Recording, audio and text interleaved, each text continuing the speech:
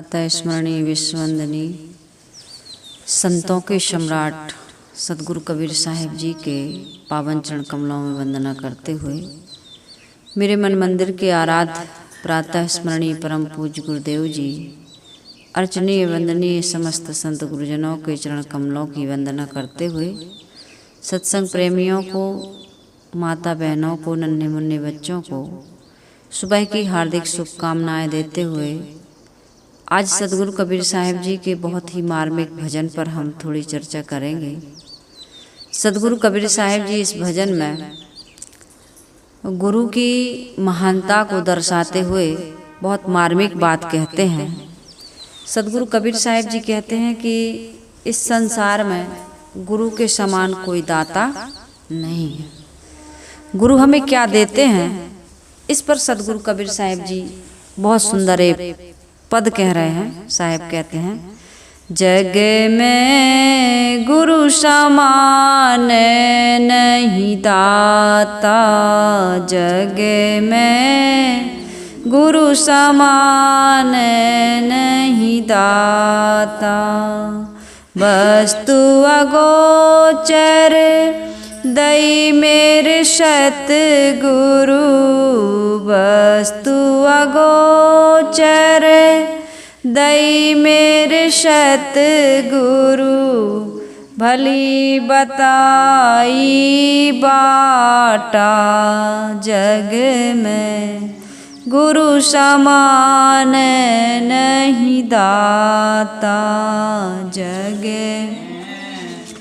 गुरु समान नहीं दाता, काम और क्रोध कैद करी राखे, काम और क्रोध कैद करी राखे, लोभ को लीनो ना था, जग में गुरु समान नहीं दाता, जग में गुरु समान नहीं दाता, काल करे सो आज ही कर ले, काल करे सो आज ही कर ले, फिर ना मिले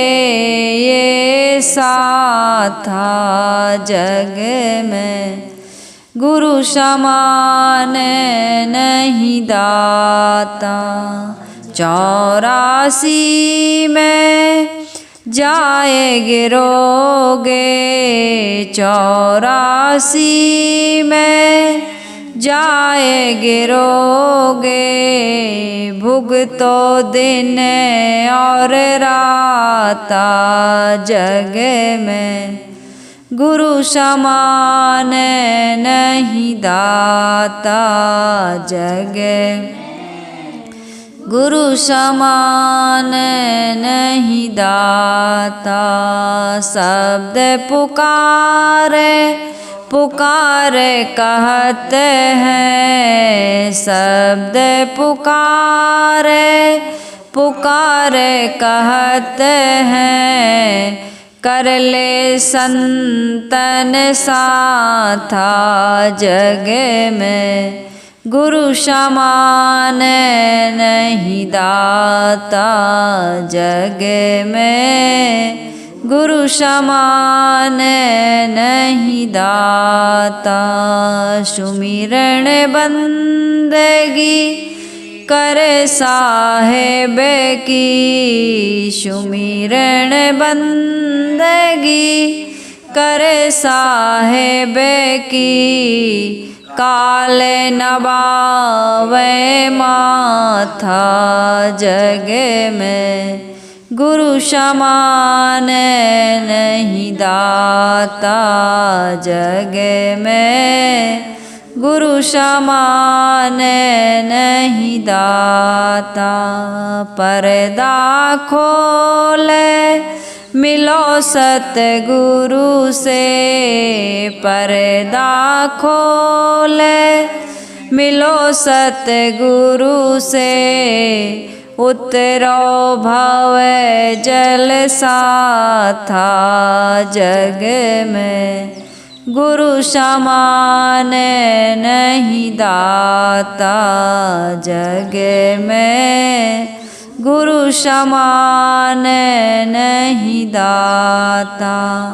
कहत कबीर सुनो भाई साधो। कहत कबीर सुनो भाई साधो। मिट जाए आता जाता। जग गुरु समान नहीं दाता। जग में गुरु समान नहीं दाता। सदगुरु कबीर साहिब जी क्या कह रहे हैं? जग में गुरु समान नहीं दाता। संसार में गुरु के समान कोई दाता, कोई दानी नहीं है। बड़े बड़े दानी हैं, लेकिन गुरु जो दे सकते हैं वो कोई नहीं दे सकता है। गुरु समान दाता नहीं, याचक शिष्य समान और 3 लोक की संपदा। गुरु मोहिदीनी दान। 3 लोकों की संपदा देने वाला कोई है? महाराज श्री कृष्ण भी यदि सुदामा को कुछ देते हैं तो रुक्मणी जी रोक लेती हैं, लेकिन गुरु को तो रोकने वाला कोई नहीं। गुरु जो चाहे सो दे दे। 3 लोक की संपदा। 3 लोक की संपदा क्या है? भौतिक संपदा नहीं देते हो। भौतिक संपदा पा करके भी संसार के लोग दुखी हैं, सुखी नहीं हैं। और सदगुरु भौतिक संपदा नहीं देते 3 लोक की। 3 लोक की संपदा सदगुरु कबीर साहिब जी कह रहे हैं गुरु देने वाले हैं। ऐसी संपदा देने वाले हैं जो 3 लोक में नहीं है। हम यह भी कह सकते हैं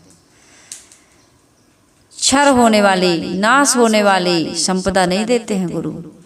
गुरु तो ऐसी संपदा देते हैं कि दिन दिन बढ़ती है, वो घटती नहीं है। जिसे हम भक्ति कह सकते हैं, स्वरूप स्थिति कह सकते हैं, आत्मस्थिति, आत्मज्ञान कह सकते हैं, विवेक विचार कह सकते हैं, क्षमा कह सकते हैं, संतोष कह सकते हैं, दया कह सकते हैं, प्रेम कह सकते हैं, करुणा कह सकते हैं। जितने सारे सद्गुण हैं, इनको देने वाला कौन है? सदगुरु है। जग में गुरु समान नहीं दाता। ये गुरु ही देते हैं, बाकी संसार के कोई लोग देने वाले नहीं हैं। व्यसन सिखाएंगे, नशा सिखाएंगे और दुनिया के गंदे गंदे कर्म सिखाएंगे। लड़ाई झगड़ा, झूठ, धन कमाना, संपत्ति कमाना, शादी कराना, बाल बच्चे पैदा करना, कोठी बंगला कार बनाना, खरीदना, इन्हीं सब का ज्ञान देने वाले हैं संसार के लोग। बाकी अपनी स्वरूप स्थिति का साम्राज्य, स्वराज्य देने वाले नहीं हैं। सब छूटने वाली चीजों को देते हैं, लेकिन सदगुरु जो कभी न छूटे ऐसी वस्तु देते हैं। हमें ऐसी वस्तु तो चाहिए जिसे पाकर के हम संतुष्ट हो जाएं, तृप्त हो जाएं, आनंद कंद हो जाएं। सदगुरु कबीर साहिब जी कह रहे हैं वस्तु अगोचर दई मेरे सदगुरु। अगोचर वस्तु देते हैं, मन इंद्रियों के परे। मन इंद्रियों के परे क्या है? मन इंद्रियों के आयाम से जो परे है, जो मन से और इंद्रियों से नहीं दिखाई देता है, विचार में नहीं आता है, वो है हमारा शुद्ध आत्म तत्व का बोध। वो मन से और इंद्रियों से कैसा है? परे है। मन और इंद्रियां उससे संचालित हो रही हैं, उसकी उपस्थिति में, उसकी हाजिरी में, उसकी मौजूदगी में सारा व्यवहार कर रही हैं। किसकी मौजूदगी में? ये हमें पता नहीं। किसकी मौजूदगी में हमारी मन इंद्रियां काम कर रही हैं, ये हमें बिल्कुल पता नहीं है। ये मन इंद्रियां किसके संचालन से संचालित हो रही हैं? कौन चला रहा है इसको? आज तक किसी ने बताया नहीं। हमें तो वो बताया। ऐसा गुरु भी होता है जो कहता है पेड़ को पूज लो, पहाड़ को पूजो, पानी को पूजो, पत्थर को पूजो, जड़ पिंडियों की पूजा करवाते रहते हैं, वो तो हमें आंख से दिखाई दे रहा है। लेकिन सद्गुरु जो होते हैं वो हमें कौन सी वस्तु देते हैं? जो अगोचर है। वस्तु अगोचर दई मेरे सतगुरु, भली बताई बाटा। उस रास्ते को, उस बाट को कोई बताने वाला नहीं है। सदगुरु बताते हैं कि तुम्हारी परम प्राप्तव्य वस्तु क्या है? मन इंद्रियों से, मन इंद्रियों के आयाम से जो परे है, वो है हमारा शुद्ध स्वरूप, शुद्ध आत्म तत्व। उसका बोध दिया और उसे प्राप्त करने के लिए गुरु ने क्या बताया? व्रत करो नहीं, उपवास करो नहीं, नदियों में नहाओ नहीं, तीर्थों में जाओ नहीं, सुबह सुबह स्नान करो ठंडी में, या गंगा नहाने जाओ, ये नहीं कहा। फूल लेकर के आओ, ये भी नहीं कहा। बेलपत्री ले आओ, ये भी नहीं कहा। एक लोटा जल चढ़ाओ, ये भी सदगुरु ने नहीं कहा।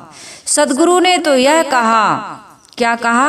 एकादशी का व्रत रखो, ये भी नहीं। जितना भी हम कर रहे हैं ना, ये करने को नहीं कहा सदगुरु ने। सदगुरु ने कहा केवल और केवल तू पवित्र रहने से रहना सीख जा, जिसको गोस्वामी जी ने भी संकेत किया है। निर्मल मन जन सोई मोहि पावा, मोहि कपट छल छिद्र न भावा। निर्मल मन कर ले। यदि तू निर्मल मन कर लेता है तो तुझे भगवान के दर्शन हो सकते हैं। कामी, क्रोधी, लोभी, मोही, लालची, कपटी, छली व्यक्ति को कभी भगवान के दर्शन नहीं हो सकते हैं, आत्मज्ञान नहीं हो सकता है। इसलिए यहाँ सदगुरु कबीर साहिब जी कह रहे हैं कि उस आत्म तत्व, आत्म स्थिति को प्राप्त करने के लिए क्या करो? पवित्र रहने से रहो। यह मन तो निर्मल भया जैसे गंगा नीर। और गंगा नीर की तरह जिस दिन मन पवित्र हो जाएगा तो क्या होगा? पीछे पीछे हरि फिरे कहत कबीर कबीर। प्रभु तुम्हारे पीछे पीछे दौड़ेंगे। ए कबीर, तुम कहाँ जा रहे हो? अर्थात सदगुरु कबीर साहिब जी कह रहे हैं, एक ही काम करो तुम, यही तुम कर सकते हो, इसमें तुम्हारी सुवस्था है। भगवान को पाने कहाँ जाओगे? वो कहाँ है? कहीं बैठा है, उसका कोई पता है? जहाँ जाकर के तुम उसे प्राप्त कर लोगे, हमारे बस में बिल्कुल नहीं है। हमारे बस में जो है उसको करो। हमारे बस में है पवित्र रहनी, पवित्र आचरण, पवित्र विचार, पवित्र भावना, पवित्र कर्म। इसको हम करते नहीं हैं। साहिब ने कहा जो कुछ करूं सो पूजा। मैं जो कुछ करता हूं, मेरा प्रत्येक कार्य क्या बन जाता है? पूजा बन जाता है। हमारे यहाँ एक संत आते थे, जब चले जाते थे तो कभी कभी अपने से भी फोन करते थे। इतने महान संत थे, उनकी ऐसी करुणा हम लोगों पर, ऐसा स्नेह हम लोगों पर, हमेशा मार्गदर्शन देते रहते थे। फोन लगाते थे, पूछते थे हालचाल, पूछते थे क्या कर रही हो बेटी। हम लोग शुरू में जानते नहीं थे, कहते थे साहिब जी अमुक काम कर रहा है। काम नहीं बेटी, सेवा, सेवा कर रहा है, ऐसा कहो। फिर कुछ दिनों में कहने लगे बेटी सेवा से अच्छा है पूजा। कहना सीखो। अपने प्रत्येक कार्य को पूजा समझकर जिस दिन करने लगोगे उस दिन पाप नहीं होगा। झाड़ू लगाना पूजा बना लो, बर्तन साफ करना पूजा बना लीजिए, भोजन बनाना पूजा है। किसी के साथ बात करना, व्यवहार करना, लेन देन करना, खेती जाओ, बिजनेस करो, व्यापार करो, नौकरी करो, ऑफिस में बैठे हो, चाहे खेत में काम कर रहे हो, ऑपरेशन कर रहे हो, दवाई दे रहे हो, कुछ भी कार्य कर रहे हो, पूजा समझकर करिए।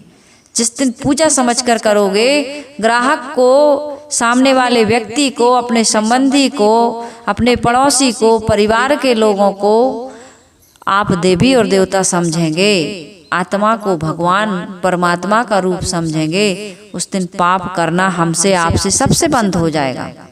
एक कहानी है, बहुत छोटे संक्षिप्त रूप में कहूँ मैं। एक व्यक्ति था, रिश्वत लेता था, झूठ बोलता था, लोगों को मूर्ख बनाता था और घर में पत्नी को, माँ को, सबको झल्ला करके, चिल्ला करके बोलता था, शिकायत करता था, उपेक्षा करता था, डांटता था, लड़ता झगड़ता था। एक दिन वो सपना देखा। सपने में क्या देख रहा है कि भगवान मेरे पास, मेरे साथ रहने लगे। पूजा करने गया तो भगवान वहाँ से प्रकट हो गए और भगवान ने कहा कि भक्त तुम बहुत पूजा करते हो, हम अब आपके साथ रहेंगे।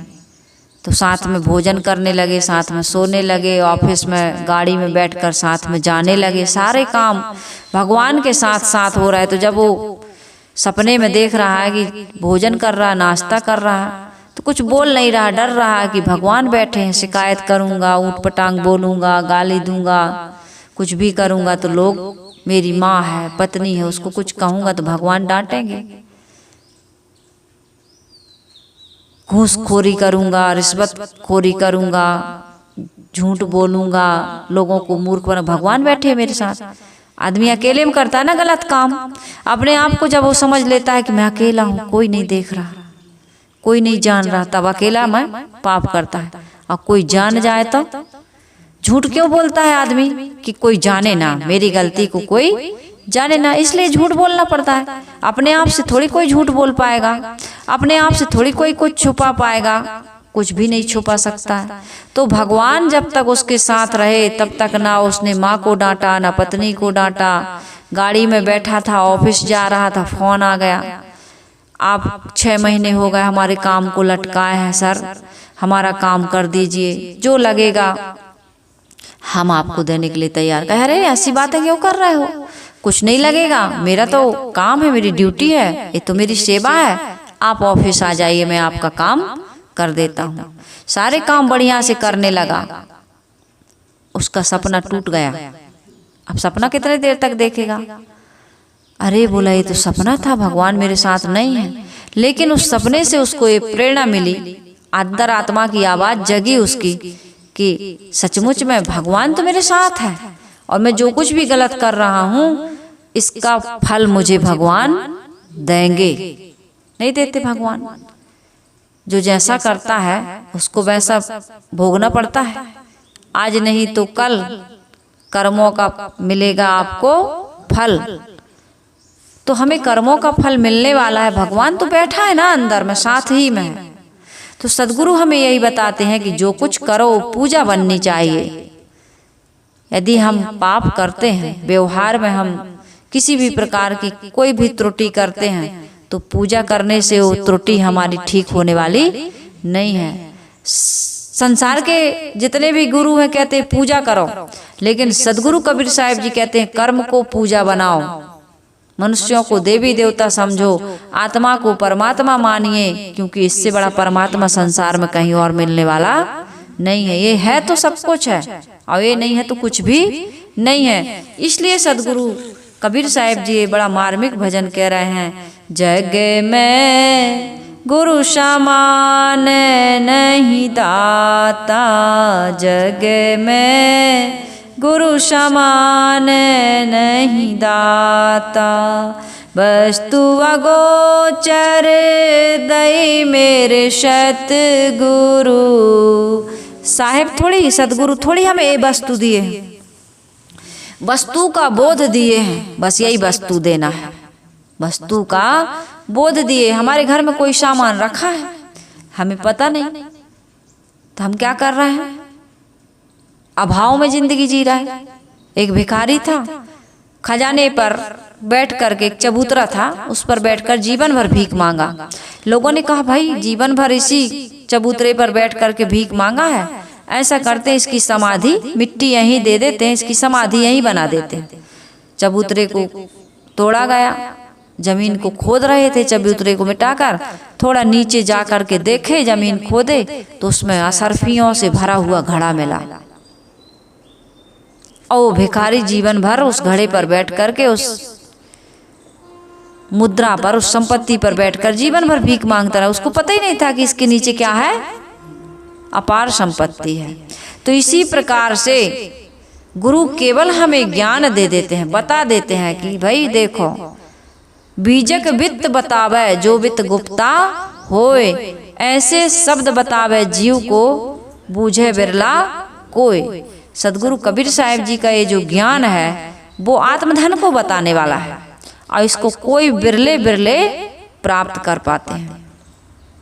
क्योंकि कितने लोग सुनते बस हैं और सुन के समझ नहीं पाते, और समझ भी जाते तो कर नहीं पाते। और जब तक प्रयोग में नहीं लाओगे, हमने दे दिया बता दिया सामान, लेकिन आप उसका उपयोग नहीं करोगे तो कोई लाभ होगा? उपयोग करना सीखिए। इसलिए कहते हैं वस्तु अगोचर दई मेरे सतगुरु। ज्ञान दिया, क्या दिया? ज्ञान दिया सदगुरु ने, वस्तु बताए।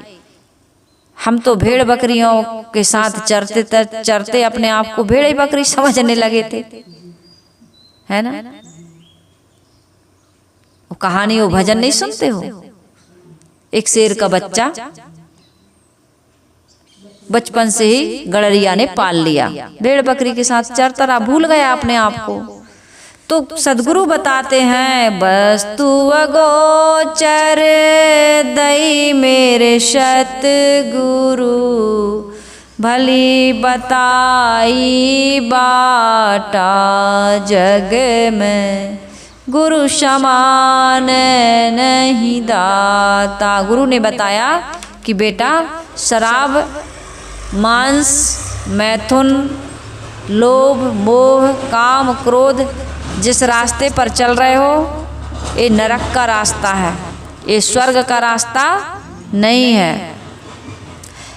अच्छा रास्ता बताया, सद्गुण सद आचरण का रास्ता बताया, सत्कर्मों का रास्ता बताया, भली बताई बाटा। उससे क्या लाभ हुआ?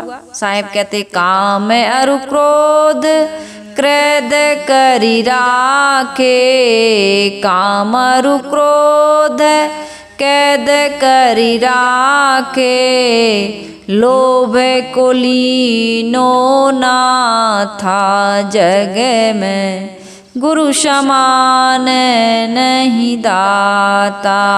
काम और क्रोध को क्या कर लिया मैंने? अपने बस में कर लिया। जबकि आदमी काम और क्रोध के बस में है। काम और क्रोध के कारण से आदमी ऐसा परेशान है कि क्या क्या कांड हो रहा है। क्रोध और काम, ये दो इतने महान शत्रु हैं हम सबके जीवन में कि इसके कारण से आदमी नरक भोग रहा है। काम उठ जाए तो परेशान, और क्रोध उठ जाए हमारे मन में तो परेशान। फिर इसमें इसके वशीभूत होकर के आदमी को भला बुरा नहीं सूझता, हानि लाभ नहीं सूझता, पाप और पुण्य नहीं सूझता, शुभ और अशुभ नहीं सूझता, दुख और सुख नहीं सूझता। कहते हैं जो होगा सो बाद में देखेंगे। बाद में क्या देखोगे? बाद में तो सिर्फ भोगोगे, देखोगे नहीं, वहां देखते रह जाओगे। अभी देख लो जो देखना है।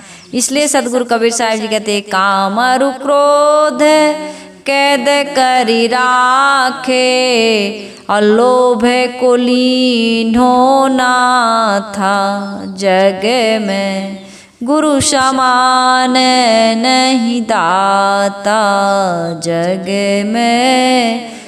काम और क्रोध दो शत्रु, और तीसरा शत्रु है लोभ। लोभ आदमी को ऐसा परेशान करे, ऐसा नचारा, घर से, परिवार से, बाल बच्चों से, नाते रिश्तेदारों से, अपनी खुशियों से दूर हो जाता है। आदमी कमाने के लिए जाता है, मजबूरी है, कमाना तो पड़ेगा, लेकिन ऐसा कमाता है, ऐसा कमाता है कि खा नहीं पाता। अब खाने के लायक नहीं बचा, कमाते कमाते पच गया। अपनी जिंदगी की शौक, अपनी जिंदगी की खुशियां वो गंवा बैठा। बाल बच्चों के लिए कमा रहा है, पत्नी के लिए कमा रहा है, उन्हीं से दूर है। इतना क्यों कमाते हो कि सुबह से शाम हो जाती है, बच्चों के साथ बैठकर हंस नहीं पाते, बोल नहीं पाते, पत्नी के साथ बैठ नहीं पाते, हंस बोल नहीं पाते।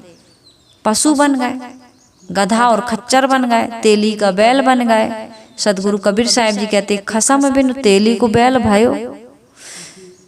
कभी तुमने सत्संग नहीं किया, बैठत ना ही साधु की संगत, ना दे जन्म गयो, जीवन बीत गया। अब बिस्तर पर पड़े हो, शुगर हो गई, बीपी हो गया, लकवा हो गया, पता नहीं क्या क्या हो गया। अब कोई साथ में बैठने वाला, जैसे तुम दौड़ रहे थे वैसे ही तुम्हारे बच्चे दौड़ने लगे। कभी तुम बैठे नहीं उनके पास, अब बच्चे तुम्हारे पास नहीं बैठ पा रहा है। यही जिंदगी का सिलसिला चल रहा है। तो साहिब कह रहे हैं कि मैंने तो, गुरु ने ऐसी वस्तु दी, मुझे ऐसा ज्ञान दिया, ऐसा रास्ता बताया कि मैंने काम और क्रोध को जीत लिया और लोभ को, तो लोभ की नाक में मैंने संतोष की नकेल डाल दी। अब मुझे संतोष मिल गया। गोधन गजधन बाज धन और रतन धन खान, जब आवे संतोष धन सब धन धूल समान। अब सब कुछ संतोष आ जाने के बाद पूर्णता मिल गई, धूल के समान लगने लगा। इस शरीर रूपी धूल को संभालने के लिए कुछ धूल की आवश्यकता है। अति ना करो, अति का भला ना बरसना, अति की भली न धूप, अति का भला न बोलना और अति की भली ना चूप। किसी भी कार्य में अति नहीं करना चाहिए। अति सर्वत्र वर्जते। अति आदमी को कहाँ ले जाता है? पतन की ओर, विनाश की ओर ले जाता है। इसलिए कभी अति में नहीं पड़ना चाहिए। कमाओ, खूब कमाओ, साईं इतना दीजिए जामे कुटुंब समाए, मैं भी भूखा ना रहूं और साधु न भूखा जाए। कितना बढ़िया बात सदगुरु कबीर साहिब जी कर रहा है। साईं इतना दीजिए, इतना कमाना चाहिए, इतनी हमें जिंदगी में जरूरत है कि जामे मेरे परिवार का भरण पोषण हो जाए, मेरी भी जरूरतों की पूर्ति हो जाए और मेरे दरवाजे पर कोई अतिथि आ जाए, साधु संत महापुरुष आ जाएं, तो वो भी खाली हाथ ना जाएं। लेकिन यदि लोभ है तो चाहे जितना बटोर लो, न खुद खा पाओगे, न परिवार वालों को खिला पाओगे, न किसी को कुछ दे पाओगे। तो इसलिए सदगुरु कबीर साहिब जी कह रहे हैं कि गुरु जग में गुरु समान नहीं, दाता काल करे सो आज ही कर ले, काल करे सो आज ही कर ले, फिर ना मिले ये साथा जग में, गुरु समान नहीं दाता। सदगुरु कबीर साहिब जी क्या कह रहा है? काम और क्रोध के कारण, लोभ के कारण आदमी को जो करना चाहिए वो नहीं करता। इसको जब तक आप अपने बस में नहीं करोगे, कैद नहीं करोगे, काम और क्रोध कैद करी राखे, अपने बस में कर लिए। और लोभ को लीनो ना था, लोभ को भी हमने संतोष में बदल दिया। तब काल करे सो आ जाई कर ले, भजन के लिए, आत्म कल्याण के लिए, सत्संग के लिए, दान पुण्य के लिए, धर्म के लिए, परमार्थ के लिए हम क्या कहते हैं? कल करेंगे। क्या कहते हैं? कल करेंगे।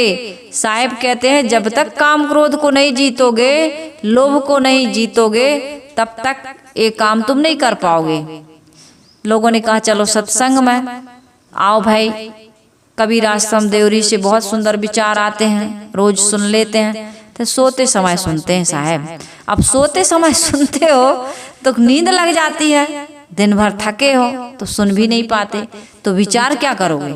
जब पूरा सुन ही नहीं पाया तो विचार क्या करोगे? ये तो विचारो। इसलिए भाई सत्संग में जाओ, दान पुण्य करो, भजन भक्ति करो, ध्यान साधना करो, थोड़ा परमार्थ का कार्य करो। परमार्थ किसे कहते हैं? परमार्थ पराये का हित करने से परमार्थ होता है। परम धन अर्थ यह है परमार्थ। अपने कल्याण के लिए, अपनी आत्म शांति के लिए, मन की प्रसन्नता के लिए जब हम दूसरे के लिए हित चिंतन करते हैं, हित कार्य करते हैं, तब हमारी आत्मा में असली आनंद पैदा होता है। अपने लिए तो पशु भी पेट भर लेता है, भरने को तो यूं जीवन, पशु जीने को तो यूं जीवन, पशु पक्षी भी जीते हैं।